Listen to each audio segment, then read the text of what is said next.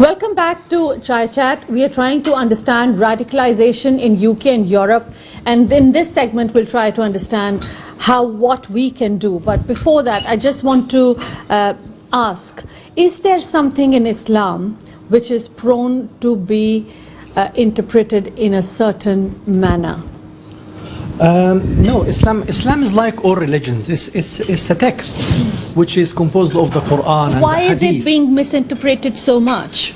It is those who are responsible for it are actually the group who have taken it to that direction. But it's a text which you can read and become peaceful, like Sufis, for example, or some Brelvis, or it depends on how you read this text and what purpose are you reading for this text. So it depends on the reader himself, but the text itself can't be blamed of what it contains. I'm not blaming. What I'm saying is there something which makes it more prone to misinterpretation? I don't think so. It's like all other religions in this sense. What the Islamists have done and the violent extremist groups is that they decontextualize certain text from its own historical background and they universalize as the norm. Okay, can you give me an example? Yeah, for example, some certain verses in the Quran that talks about fight the unbelievers whenever you see them and kill them and take them as a hostage. There are certain verses in the Quran that talks about a war context.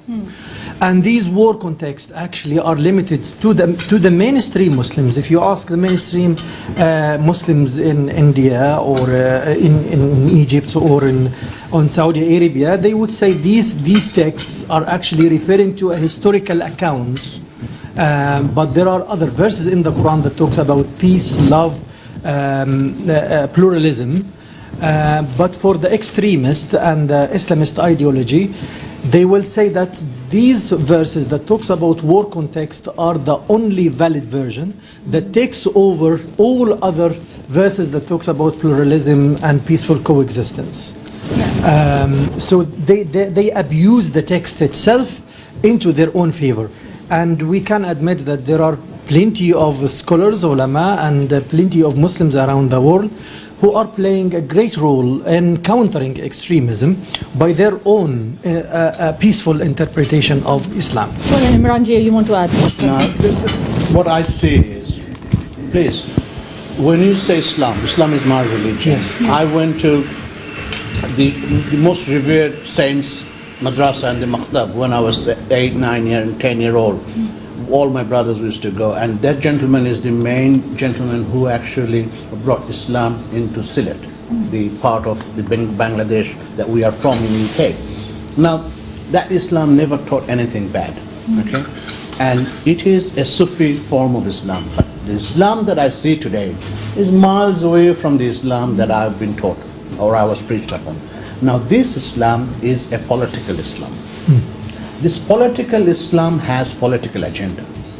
I can see one thing, if I'm not unfair, if you allow me to say, I can see, as a student of history, the present-day Islamic preaching by that vested group, not the overall Muslims. Vested groups preaching is very close to the motivation that the Nazis did before they ran up to the establishment of Hitler in Germany in the 1930s. Who are they? Whose vested interest is it? The people who want to create a pan-Islamic world where everybody else will be slave, the infidels will be of their slave, and there will be anybody and everybody will be taken into account if they disobey the tenets of their rules and regulations and their provisions and their laws, basically. Would you agree, Dr. Downing? Well, this is the worldview of the Islamic political Islam, basically. So if you look at Sayyid Qutb, if you look at Baghdadi, who was at one point the leader of the Islamic State, this is the worldview they have. But they don't just want to enslave non-Muslims, they will even go as far as to enslave and to exterminate Muslims that don't agree with them. What we need to remember is throughout the world, the biggest victims of Islamic political Islam and its violence are Muslims. Even if you are the same, even if you're a Sunni Muslim in a place like Egypt or if you're in a place like Iraq, if you don't agree with their ideology, they'll kill you. And this is something that we often forget in the coverage in Europe, where we see, you know, a Muslim terrorist carry out an attack in France or the UK. We miss all of this, these nuances, because we don't see that what's happening in that part of the world. Even in France, the attacks that I've studied, there are a lot of Muslim victims. There are Algerian victims, Tunisian victims, French Muslim victims, and this is something I think we need to take into account. Is it's not as simple as saying they have a view for non-Muslims, they have a view for Muslims also, which Muslims do not want, because it's violent, because it's oppressive. The most violent expression of Islamism is Salafi Jihadism. Salafi Jihadism is another harsh form of political Islam. It's a very literalist approach, and you can label all the extremist groups that appeared in the Middle East and in here as belonging or under this category, like Daesh or Qaeda. They are under the label of Salafi Jihadism. They take a jihad as a universal duty, war against the whole world, until the war has to continue, until all the world become Muslim, or the whole world submit to their authority and pay them something called religious tax or jizya, or the war has to continue until other faith disappear from the face of the earth. And they will use some, unfortunately, misinterpret certain verses in the Quran, like وَقَاتِلُوهُمْ حَتَّى لَا تَكُونَ فِتْنَةً وَيَكُونَ الدِّينُ كُلُّهُ لِلَّهِ, until religions all belong to God, meaning to become Muslim. So it is not... Sorry to interrupt. The dichotomy is, Lavina, across the board, the biggest problem that they are fermenting the ideology is because we Muslims are very complacent to admit that there is a problem. If we all unite together and say there is a problem, guys, let's fix it, perhaps we can do a change, an ocean change in this perspective. I always believe, I think you guys, or the Muslim guys, moderate Muslim guys who believe that Muslim versus all the world is not the teaching of Quran, should actually stand for yourself, because this is standing for yourself. And I feel unless the Muslim world stands, we don't stand a chance. The problem lies with everything. Nobody is looking at it in a holistic way. Well, if there is a terrorism problem, right? Sky, BBC, or all the world media call someone who himself is a preacher preaching wrong things. Why? Why do you need to have a verdict or a consent or a comment from someone who himself is polluting the brain? Exactly. Why can't they come to someone who looks at it in a different perspective, neutrally, and who is courageous enough to say candidly, not being complacent, that look guys, we have a problem, let's fix our house in order. Instead, they bring upon someone who himself is into preaching. I don't want to name any names. If you want, I can send you the links. You can have a look at it yourself, but this is where the problem lies. Go on, you want to add something? No, I think that the media, I'm not coming from a media background myself, and I'm not defending also their position, but I think the media plays a wonderful role in naming and shaming these voices. That's true. When he giving a voice, when he giving a platform to these people, he exposing the weaknesses of their rhetorics to the public opinion, and then forming a resistance in the community from this type of poisonous narrative. It's not bad at all, just to bring these weird voices. And we know it's weird. We know that it is dangerous sometimes, but it needs to be it needs to be challenged. The public opinion needs to be warned against it. The media is not doing a bad role at all. The opposite is true. I would really appreciate the role in just naming and shaming. So very quickly now, we have to see how we fix this. What can we do?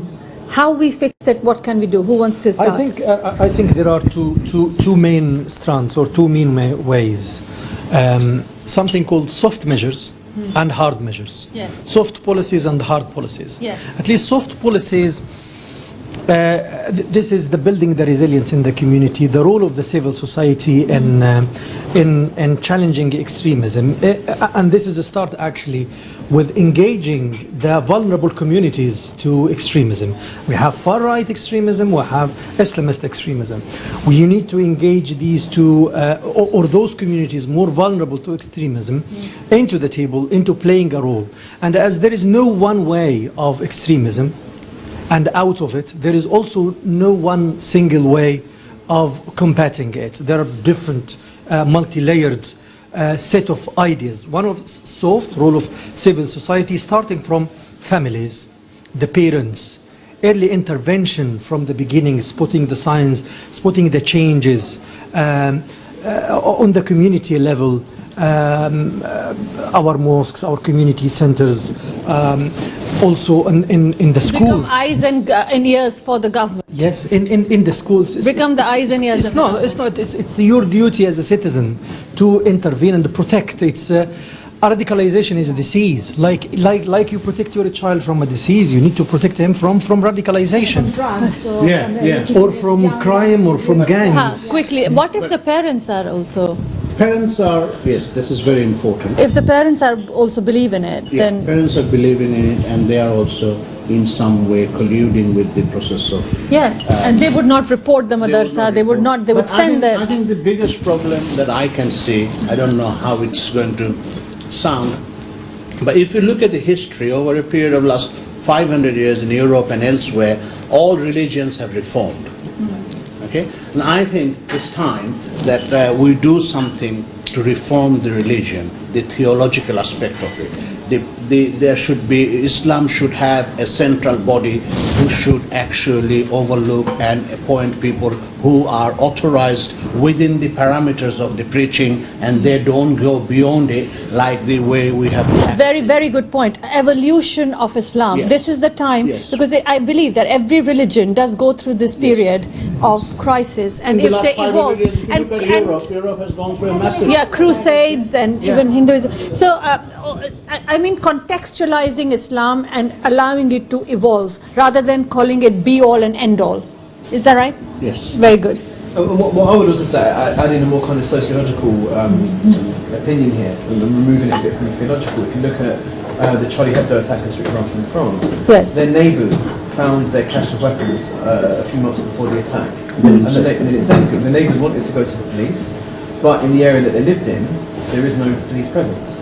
And what we have, especially in France, this is a major problem where there are entire large sectors of French cities that house tens of thousands of people, where if you're a victim of a normal crime, you call the police, they don't come.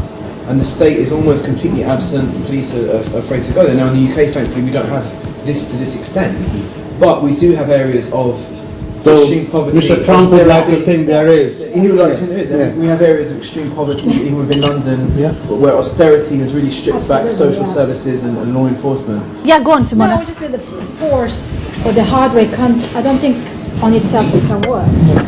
That's why I think Hard and soft together. Yes. together, because if you remain with the same economic disparities and a community that is not integrated, that is, it feels that it is not part of the larger community, the larger entity, then these problems would rise up again in a different fashion. The reason I'm saying There is a problem of community being claustrophobic too. They don't go and reach out. Exactly. Ethnic I was minority saying. communities, they don't go and reach out. I have been trying to make my community more approachable, integrated with the mainstream society, and I find it, believe me or not, it's uphill struggle. People don't want to associate, they don't want to go out, they don't want to mingle. So how are you going to build bridges if you are not ready to put up one pillar? That's the reason for it is if someone is soft and someone who is not obeying the law is able to call the shots. I just want to one last bit quickly understand from you. You said Islam needs evolution. What is that? What? I'm not a theologist, I'm not a Can you- teacher. I'm just a don't- normal can you- believer or is it be in the very long? religion, and I think about it, I see the problem. What is it that needs to be contextualized? I think when you asked him the question about the translation of Quran, different meanings, and then preaching it to the youngsters or susceptible people to actually motivate them to do something wrong. I think if you ask, there are so many different segments of Islamic preaching that you ask one surah, one line to 500 Maulanas. And I know, that's what I'm saying. That's what I meant by interpretation. Why is it prone to misinterpretation? Because there is no solution, permanent encyclopedia solution. that people can go and actually, reference. yeah, No, reference. but this is actually in all religions, even in Yeah, Catholicism. yeah, This is Vatican, in, exactly. you don't That's what I'm have saying. a What is it uniform. when you- The problem is there is no central body. Islam has no central body because there is something to do with the nature of the religion itself. It doesn't have a central clergy system. Yes, that's what I mean. So every group can Papacy kind of thing. interpret the religion in their own way, right? It's a franchise. You take it like, for example, if you go to our part of the world, the Deoband is teaching in one way, That's it. the Sufism is teaching in another Yeah. way, the Jamaat Islami is teaching another way, the And the- Wahhabi is teaching Yeah. another way, the Shias, the Sunnis, the Ahmed is teaching. So I think there is a time, there's a need for a central body who would manage all these administrations, the PR. Look, all these things are happening. No, the chief Islamic cleric, there is no one we know. He hasn't come out and said that let's stop this. So many terrorist attacks and nobody has given any narrative about it. I think that the creation of such a central body would be quite dangerous. And yeah, Really? And It can be, course, yes. it can be, if Yeah. it is stolen, yes. Because even in history, when you had the caliph Yes. in the Islamic world, Yeah, there yeah. was never one undisputed authority. You had a caliph in Fez in Morocco, a caliph in Istanbul, Shia scholars in Iran. Like, this has never actually taken place. One Can I person. quickly end just one word from you on resolution? One word, not sentence, one word. What needs to be done from us? What can we do as citizens? The role of civil society in preventing radical Islamism and far-right extremism is crucial and important. Then the preaching parameter has to be ascertained, that you cannot go beyond this. Don't talk about wars and all these things, because the more you give adventures into the brains of the youngsters, they are very susceptible to grab it and utilize it. You've entered another, you opened another bag of worms. You're saying regulating madrasas. That's true. That's another bag of worms. Regulating madrasas. Go on. Well, I would say, first of all, love your neighbour.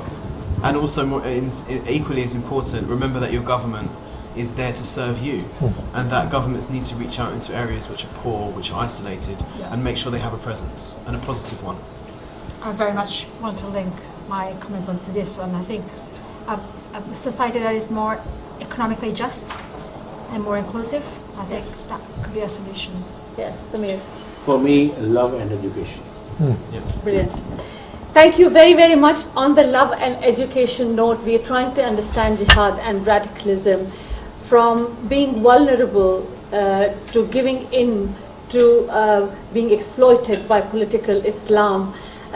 Try to be the eyes and ears for the government, for government to be more inclusive. But something quite important coming from Dr. Chaudhry is that Islam needs to be contextualized. Maybe it needs to evolve. And also for regulating madrasas. Well, I'm not having a conversation there, as we said, opening a bag of worms, but these are just ideas where we are trying to understand. But one thing is for sure, love. Love all, hate less, love life, not death.